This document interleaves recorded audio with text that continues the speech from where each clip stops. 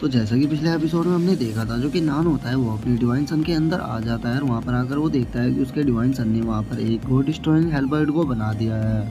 जिसे देखकर कि नान भी अब काफ़ी ज़्यादा खुश हो जाता है, क्योंकि वो जो गॉड डिस्ट्रॉइंग हेलबर्ड होता है वो काफ़ी ज़्यादा पावरफुल लग रहा होता है। जिसके बाद अब हम थोड़ी देर बाद का सीन देखते हैं, जहाँ पर कि जो कि नान होता है वो अपनी डिवाइन सन से बाहर आ चुका होता है और वो क्योंग की हालत को देखते हुए बोलता है कि ये जोकर तो खत्म हो गए, अब मुझे क्योंग को हील करना होगा और इसे हील करने के लिए मुझे पिलो की जरूरत होगी और मुझे लगता है कि यहाँ पर ये जोकर मरे पड़े हैं, इनके पास पक्का कोई ना कोई हीलिंग पिल तो जरूर होगी। और इतना बोलकर जो कि नान होता है वो उन बंदों की अब कपड़ों की तलाशी लेना शुरू कर देता है और वो तलाशी लेते हुए बोलता है कि ये बंदे फॉर्मेशन मास्टर थे और जो फॉर्मेशन मास्टर होते हैं वे अपने पास हीलिंग पिल तो जरूर रखते हैं, तो पक्का इनके पास एक दो हीलिंग पिल तो जरूर होगी। जिसके बाद अब हम देखते हैं जो कि नान होता है उसे कुछ हीलिंग पिल मिल चुकी होती है और उन हीलिंग पिलों को देखकर जो कि नान होता है वो बोलता है कि ये इतनी ज्यादा तो नहीं है, लेकिन ये इतनी तो है कि इनसे मैं क्योंग को हील कर सकता हूँ। तो चलो अभी हीलिंग पिलो की मदद से क्योंग को होश में लाते हैं और इतना बोलकर जो कि नान होता है वो क्योंग के पास में जाकर उसे वो हीलिंग पिल खिलाते हुए बोलता है कि क्योंग मैं तुम्हें कुछ भी नहीं होने दूंगा क्योंकि तुम मेरी फ्रेंड हो। और अब हम देखते हैं जो क्योंग होती है वो भी हीलिंग पिलो को खाने के कारण होश में आने लगती है और वो होश में आकर किन्नान से बोलती है कि किन्नान तुम ठीक तो हो ना। और क्योंग की इस बात को सुनकर किन्नान उससे बोलता है कि तुम्हें मेरी चिंता करने की जरूरत नहीं है क्योंकि मैं बिल्कुल ठीक हूँ, मुझे तुम ये बताओ कि तुम कैसी हो। जो सुनकर क्योंग खड़ी होते हुए उससे बोलती है और तुम्हारी इन हीलिंग पिलो के कारण मैं अब पूरी तरह से हील हो चुकी हूँ, तो तुम्हारा इसके लिए बहुत बहुत शुक्रिया जो कि तुमने मुझे ये हीलिंग पिल दी। लेकिन अब जो कि नान होता है वो क्योंग को कोई भी जवाब नहीं देता और वो क्योंग को खुद के गले लगाते हुए उससे बोलता है कि तुम पागल, आगे से ऐसी कोई भी गलती मत करना, मैं तुमसे ज़्यादा स्ट्रॉन्ग हूँ, इसीलिए तुम मेरी जान की चिंता मत करना। अगर आगे से कोई भी ऐसी सिचुएशन आए तो तुम वहाँ से निकल जाना, ना कि मेरे लिए वहाँ पर रुकना। और अब किन्नान को खुद की ऐसी चिंता करता हुआ देखकर जो क्योंग होती है वो भी थोड़ा ब्लश करने लगती है और वो ब्लश करते हुए किन्नान से बोलती है कि तुमने ही तो कहा था कि हम दोनों दोस्त हैं और दोस्त एक दूसरे को कभी भी ऐसे डेंजर्स में छोड़कर नहीं जाते, तो फिर मैं तुम्हें कैसे छोड़कर जा सकती थी। और अब क्योंग की इस बात को सुनकर किन्नान भी हंसने लगता है और वो उसके सर पे हाथ फेरते हुए उसे बोलता है कि सच में तुम काफ़ी ज़्यादा अच्छी हो और मैं तुमसे वादा करता हूँ कि हम हमेशा ऐसे ही दोस्त रहेंगे। और अब जो क्योंग होती है वो भी थोड़ा सीरियस होते हुए किन्नान से बोलती है कि अच्छा चलो अब मुझे ये बताओ कि अब हमें आगे क्या करना है। जो कि सुनकर किन्नान भी उससे सीरियस होते हुए बोलता है अभी हमें सबसे पहले लेपर्ड क्लैन के अंदर जाना होगा और वहाँ पर जाकर देखना होगा कि वहाँ पर कोई जिंदा है या नहीं, क्योंकि अगर वहाँ पर कोई जिंदा हुआ तो वो बीस्ट टेम्पर से फाइट करने में हमारे काम आ सकता है, क्योंकि जो शैडो लेपर्ड क्लैन है वो इस टाइम बीस्ट टेम्पर का दुश्मन बन चुका है, क्योंकि बीस्ट टेम्पर ने उनके क्लैन के ऊपर हमला कराया था। जो सुनकर क्योंग भी अब शैडो लेपर्ड क्लैन में जाने के लिए रेडी हो जाती है। और अब हम थोड़ी देर बाद का सीन देखते हैं जहाँ पर की जो किन्नान और क्योंग होती है वो शैडो लेपर्ड क्लैन में आ चुकी होती है, लेकिन जो शैडो लेपर्ड क्लैन होता है वो पूरी तरह से बंजर बन चुका होता है।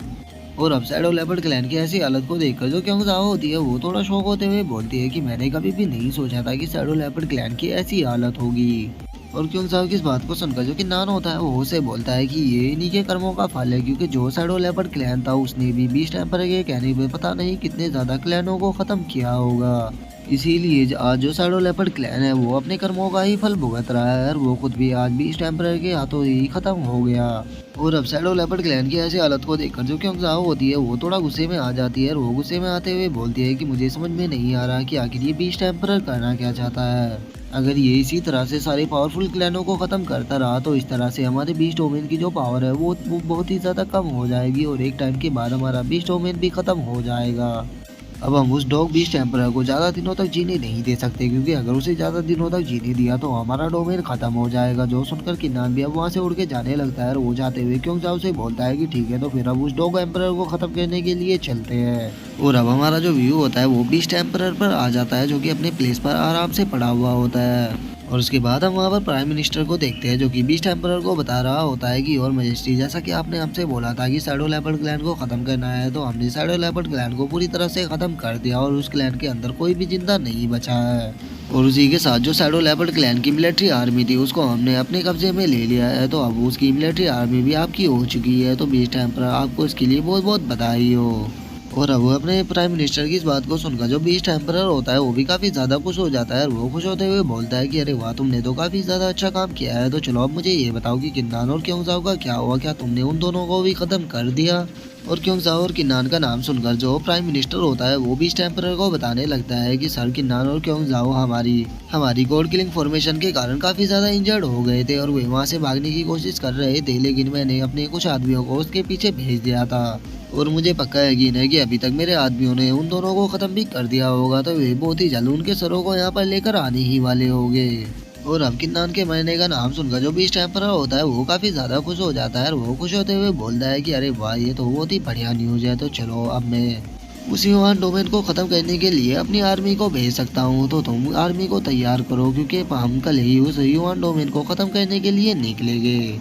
और बीस्ट एम्परर ये सब बोलकर खुश हो ही रहा होता है, लेकिन तभी हम देखते हैं कि वहाँ पर एक बंदा आ जाता है और उसे वहाँ पर देखकर जो प्राइम मिनिस्टर होता है वो उसे बोलता है, ओह तो तुम फाइनली यहाँ पर आए गए। तो अब मुझे तुम ये बताओ कि क्या तुमने किन्नान और क्योंगजाओ को पकड़ लिया है? और अब किन्नान और क्योंगजाओ को पकड़ने का नाम सुनकर वो जो बंदा होता है वो काफी ज्यादा डर जाता है और वो डरते हुए उनको बताता है कि नहीं, जो ब्रदर उन दोनों को पकड़ने के लिए गए थे वे अभी तक भी वापस नहीं लौटे हैं। और अभी अभी हमें रिपोर्ट मिली है कि जो किन्नान और क्योंगजाओ है वे भी इस टेम्परर के प्लेस की तरफ ही आ रहे हैं। तो इसीलिए मुझे लगता है कि हमारे जो आदमी उन्हें पकड़ने के लिए गए थे वे उन्हें पकड़ने में फेल्ड हो गए और किन्नान और क्योंगजाओ ने उन्हें मार दिया।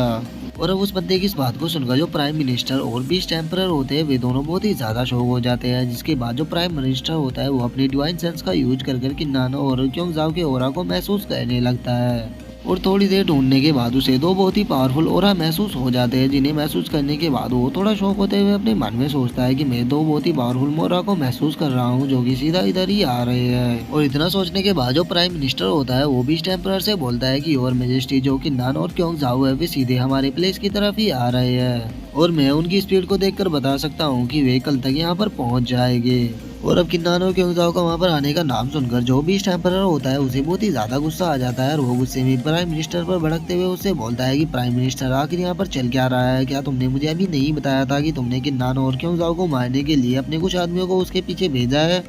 और अब बीस्ट एम्परर को इतना ज्यादा गुस्से में देखकर जो प्राइम मिनिस्टर होता है वो उन्हें शांत करते हुए बोलता है कि और मेजेस्टी, आपको गुस्सा करने की कोई भी जरूरत नहीं है क्योंकि मैं उन दोनों को रोकने के लिए खुद जा रहा हूँ और मेरी स्ट्रेंथ इतनी है कि मैं उन दोनों को आराम से खत्म कर सकता हूँ, तो आपको चिंता करने की कोई भी जरूरत नहीं है। लेकिन हम देखते हैं कि जो बीस्ट एम्परर होता है उसे बहुत ही ज्यादा गुस्सा आ चुका होता है और वो प्राइम मिनिस्टर पर भड़कते हुए उससे बोलता है कि निकल जाओ यहाँ से, और हाँ एक चीज का ध्यान रखना कि अगर तुम उन दोनों को खत्म नहीं कर पाए तो मैं तुम्हारे 10,000 स्नेक क्लैन को भी खत्म कर दूंगा। जो सुनकर जो प्राइम मिनिस्टर होता है वो बहुत ही ज्यादा डर जाता है और वो डरते हुए उनसे बोलता है कि आपको चिंता करने की कोई भी जरूरत नहीं है, मैं उन्हें खत्म करने के लिए अभी ही जा रहा हूँ। तो प्राइम मिनिस्टर के इतना बोलते ही अब हमारा जो व्यू होता है वो क्योंगजाओ और किन्नान पर आ जाता है, जो कि एक सिटी के ऊपर आ चुके होते हैं और हम देखते हैं कि वो जो सिटी होती है वो पूरी तरह से तबाह हो चुकी होती है। और अब उस सिटी की ऐसी हालत को देखकर जो क्योंगजाओ होती है वो भी थोड़ा शौक हो जाती है और वो शौक होते हुए बोलती है कि किन्नान, ये तो एम्परल सिटी ब्लू है, आखिर इसकी हालत ऐसी कैसे हो गई? लेकिन तभी जो किन्नान होता है उसका ध्यान गेट पर टंगी हुई एक डेड बॉडी के ऊपर जाता है और उसे देखकर जो किन्नान होता है वो बोलता है कि आखिर वो डेड बॉडी किसकी है जो कि गेट पर टंगी हुई है।